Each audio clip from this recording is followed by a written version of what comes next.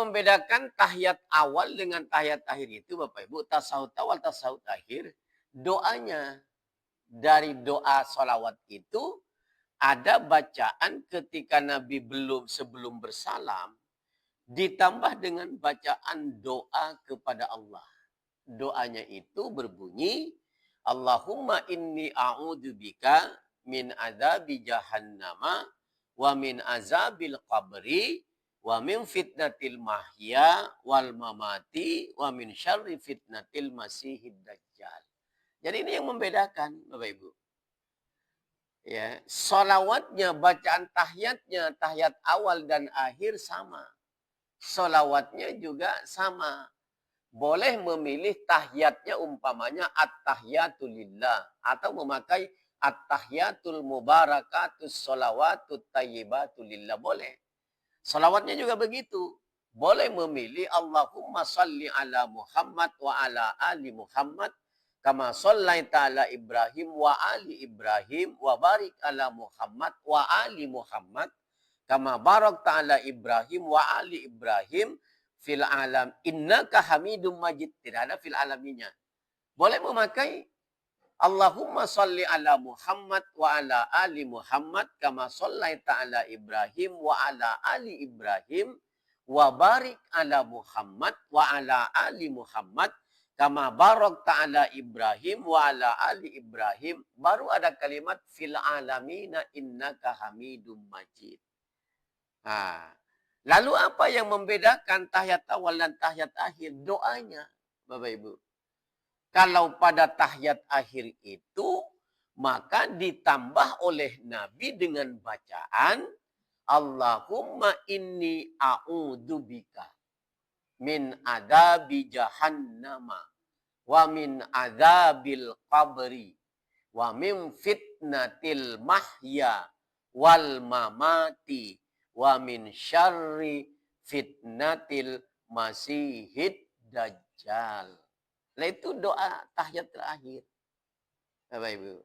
Ditutup dengan doa itu kepada Allah pada tahiyat terakhir. Nah bagaimana kalau sholat itu 2 rakaat? Kan langsung tahiyat akhir Bapak Ibu. Jadi kalau sholat 2 rakaat atau 1 rakaat atau 3 rakaat Bapak Ibu. Itu langsung kepada tahiyat akhir. Begitu baca at-tahiyat, disambung dengan solawat, langsung membaca Allahumma inni a'udzubika min adzabi jahannama wa min adzabil qabri wa min fitnatil mahya wal mamati wa min syarri fitnatil masihid dajjal. Berarti kita berada pada tahiyat terakhir. Walaupun sholat itu 1 rakaat, umpamanya sholat witir nih Bapak Ibu. Kan 1 rakaat, boleh 1 rakaat.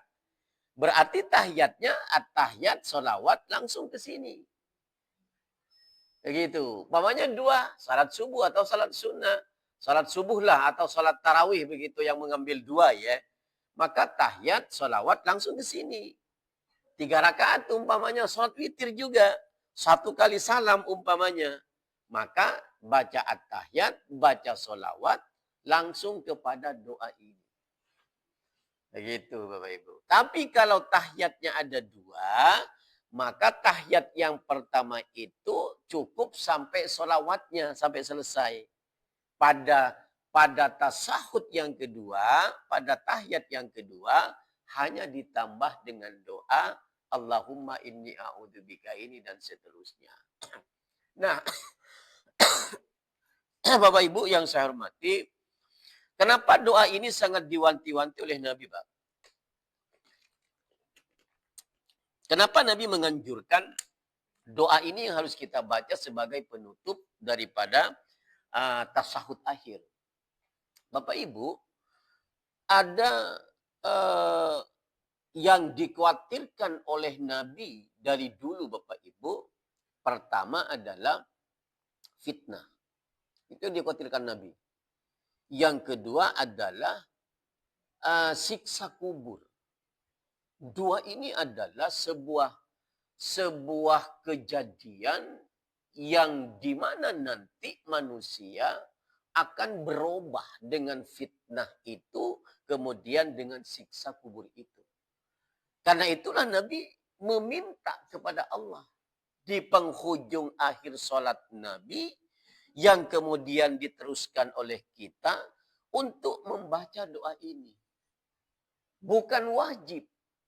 Bukan wajib. Tapi Nabi tidak pernah meninggalkan. Bapak Ibu. Ya, mari kita lihat artinya Bapak Ibu. Allahumma inni a'udzubika. Ya Allah, sungguh aku berlindung kepadamu. Min azabi jahannama. Dari azab neraka jahannam. Kenapa Nabi minta perlindungan kepada Allah terhadap neraka jahannam itu? Karena neraka jahannam itu adalah sebuah tempat di mana ketika kita masuk ke dalamnya, penderitaan itu luar biasa dahsyatnya, Bapak Ibu. Ya. Jadi siksa api neraka jahannam itu luar biasa, memporak-porandakan manusia, Bapak Ibu. Kita tidak bisa berkutik, kita tidak bisa minta tolong ketika kita dimasukkan oleh Allah ke dalam neraka jahanam itu. Karena itulah Nabi meminta agar diri Nabi, sahabat, tabi'ut tabi'in, termasuk kita, harus berdoa untuk itu. Karena siksanya luar biasa, neraka jahanam itu. Bentuknya itu luar biasa. Sakitnya itu tidak ada taranya, Bapak Ibu. Kalau di dunia umpamanya kita, apa penyakit yang paling sakit di dunia ini, Bapak Ibu? Itu masih kita bisa kita obati, Pak. Tapi ketika neraka jahanam itu kita masuk ke dalamnya, habislah harapan kita, Bapak Ibu. Luar biasa sakitnya, luar biasa perihnya, luar biasa tersiksanya kita. Karena itulah Nabi kemudian mengajarkan kita agar berdoa di penghujung sholat kita, Bapak Ibu, dengan kalimat Allahumma inni a'udzubika min adabi jahannam. Satu, Pak. Yang kedua, wa min adabil qabri. Siksa kubur ini mengerikan, Pak Ibu. Mengerikan. Ketika manusia disiksa di dalam kubur ini belum siksa dalam neraka loh Bapak Ibu. Masih di dalam kubur kita. Bentuknya siksaan kubur itu macam-macam, variatif. Ada orang yang tidak mau membayar zakat padahal dia mampu berzakat. Bentuk siksanya di kubur berbeda. Dalam hadis dijelaskan, datang ular besar yang menggigit kita, Pak. Melilit tubuh kita itu nanti di dalam kubur itu. Itu siksa awal, Bapak Ibu, kubur itu. Siksa awal. Tapi seremnya minta ampun. Karena itu kata Nabi, Anda meminta pada Allah supaya Anda tidak disiksa kubur itu. Lahirlah kemudian redaksi hadis yang berbentuk doa yang disampaikan Nabi, wa min adzabil qabri. Orang yang meninggalkan sholat, beda juga siksanya, Bapak Ibu. Macam-macam. Variatif. Jadi umpamanya, kalau seandainya kita bisa memonitor, Bapak Ibu, siksa kubur yang diberikan oleh malaikat di dalam kubur itu kepada kita, antara si A dan si B itu berbeda, Pak. Tergantung dari sisi mana pekerjaan ibadahnya di dunia yang tidak dikerjakan. Jadi mengerikan Bapak Ibu. Siksa kubur itu. Kita sering memfitnah umpamanya. Siksanya di dalam kubur berbeda. Kita sering ngomongin orang. Kita sering nyakitin orang. Kita sering membuka aib orang. Siksanya di kubur nanti berbeda, Pak. Yang sering meninggalkan sholat berbeda, yang tidak mau mengeluarkan zakat padahal mampu berbeda, yang memfitnah juga berbeda, yang membunuh orang lain juga berbeda, yang mengusik ketentraman orang lain juga berbeda. Macam-macam siksa itu di dalam kubur sudah diberikan oleh Allah. Dan itu adalah bayangan awal yang diterima oleh manusia sebelum manusia disiksa nanti di padang mahsyar begitu diadili oleh Allah Subhanahu wa taala.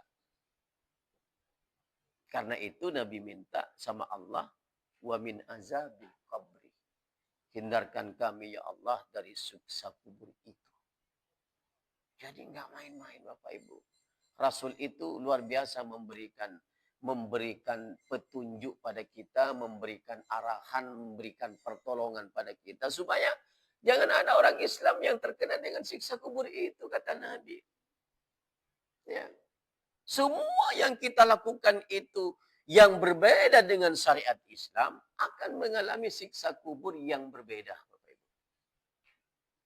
Karena itu, karena menyeramkannya itulah Nabi kemudian mengajarkan sepenggal doa ini pada kita agar kita minta pada Allah supaya kita dijauhkan dari siksa kubur itu. Nah, baru berikutnya, wa min fitnatil mahya. Fitnah itu ada dua Bapak Ibu. Ada fitnah di masa hidup, ketika kita masih hidup. Ada fitnah ketika kita sudah mati. Min fitnatil mahya wal mamati. Berlindung juga Anda, kata Rasul, minta sama Allah dari fitnah kehidupan dan fitnah kematian. Fitnah kehidupan itu kejam, Pak. Orang yang baik bisa menjadi dinilai orang menjadi tidak baik karena fitnah. Orang itu bagus, orang itu soleh, tapi karena gejar fitnahnya itu, Pak. Nah, ini berlaku nih di Indonesia, Pak, sekarang. Jadi orang baik supaya menjadi buruk, ada sekelompok orang yang dibayar supaya membicarakan kejelekannya, padahal tidak. Ketika pembicaraan tidak baik itu diulang-ulang dalam teori komunikasi, Bapak Ibu, walaupun orang itu tidak pernah melakukan, orang akan mengatakan benar itu melakukan. Itu dalam teori komunikasi. Karena itulah Profesor Burhanuddin yang ahli komunikasi itu kemarin, ya, nggak tahu saya berapa dia dibayar oleh pemerintah. Walaupun perbuatan orang itu baik, lalu kita berbicara tentang jeleknya dia berulang-ulang, maka suatu saat orang itu akan menilai pada orang baik itu tidak baik juga. Begitu kejamnya fitnah dunia itu.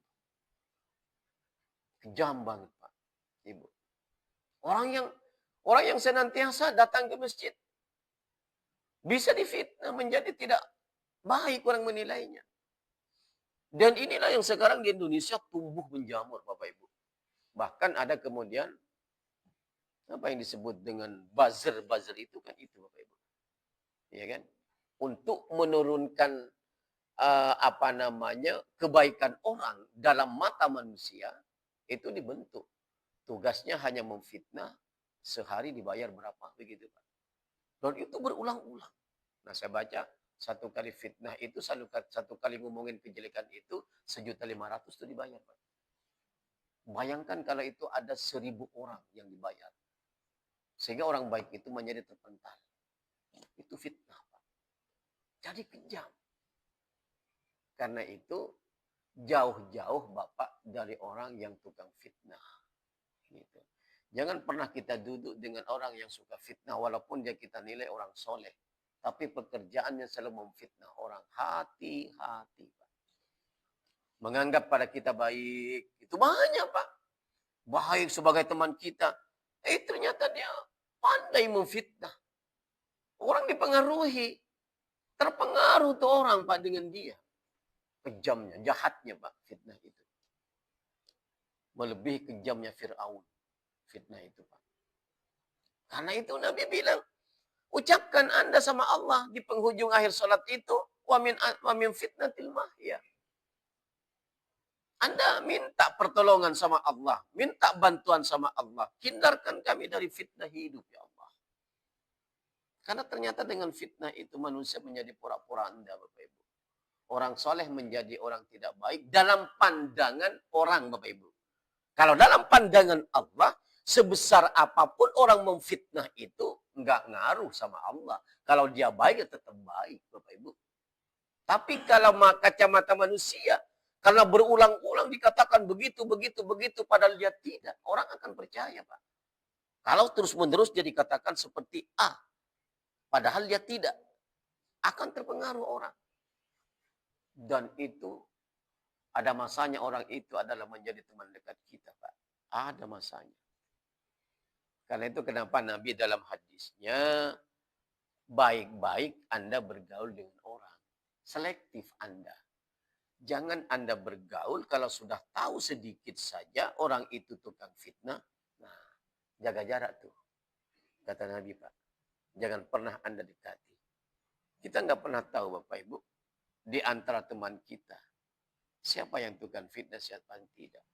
Dan itu akan muncul nanti, Pak. Nah, tapi azabnya juga kepada orang yang tukang fitnah ini ya. Di dunia selamat, Pak. Di akhirat nggak pernah diampuni oleh Allah itu. Itu enaknya.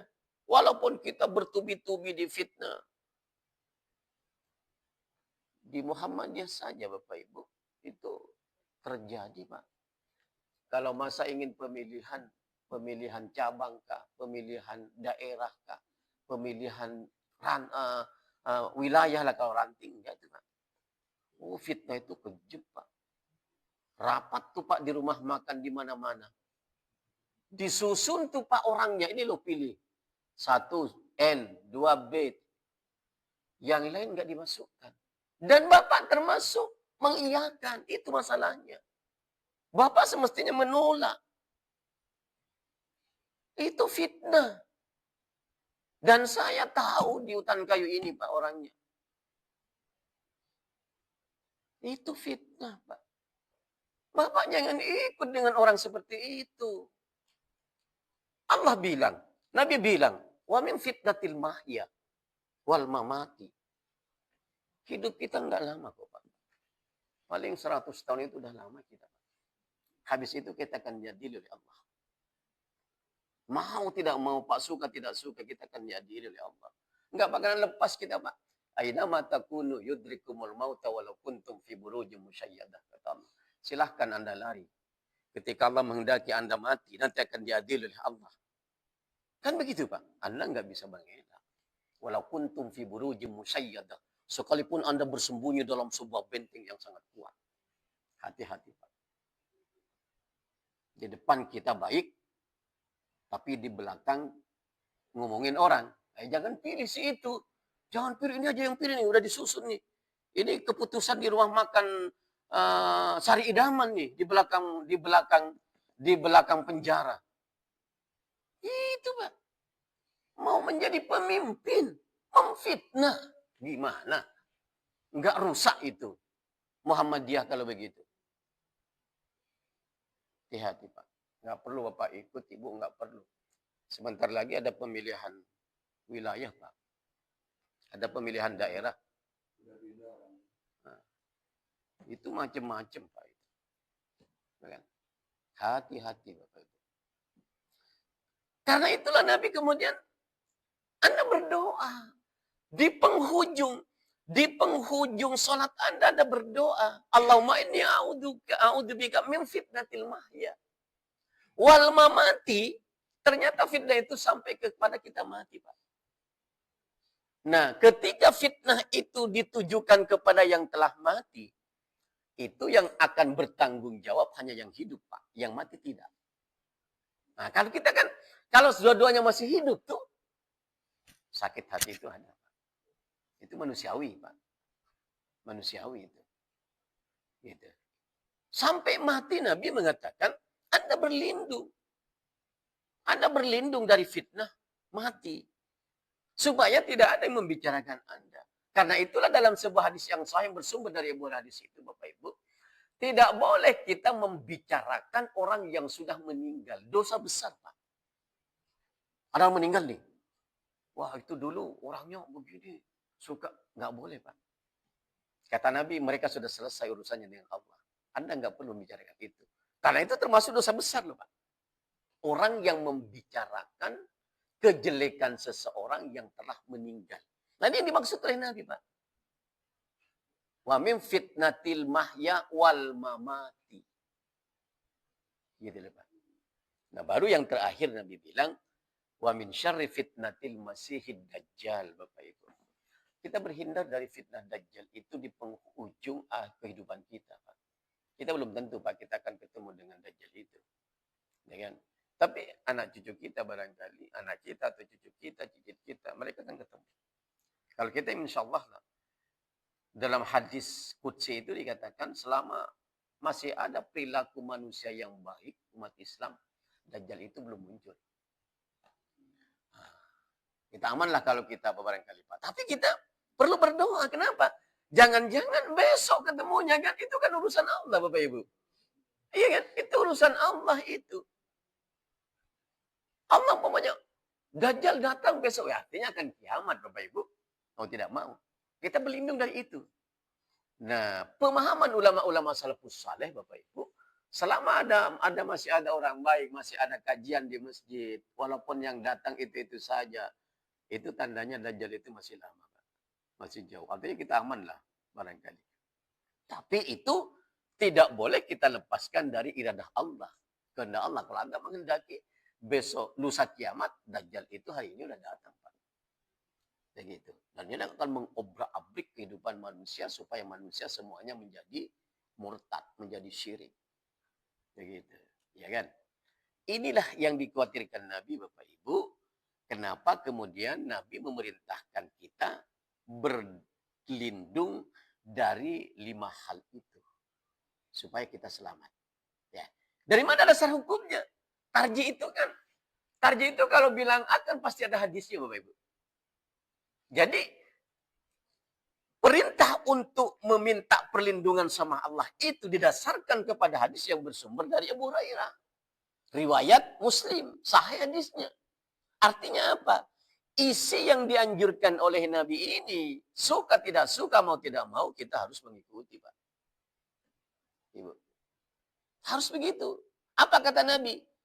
Kalau Rasulullah SAW, bersabda Nabi SAW, "Idza tasahhada ahadukum," ketika Anda berada dalam posisi tasyahud, maksudnya tasyahud akhir, Bapak Ibu. Ya.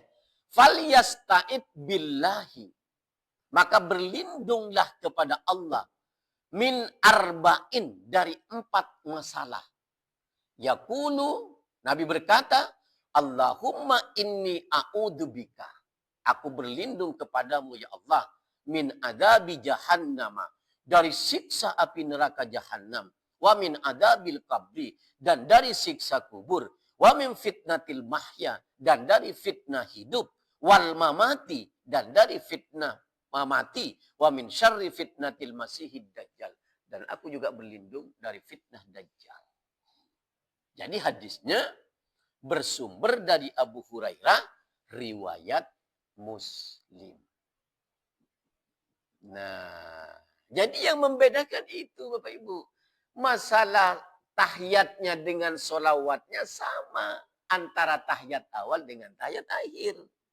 Ya, kita menyebutnya tasahud awal, tasahud akhir. Bedanya kalau tasahud akhir ditambah dengan doa yang meminta perlindungan kepada Allah yang Nabi tidak pernah meninggalkan.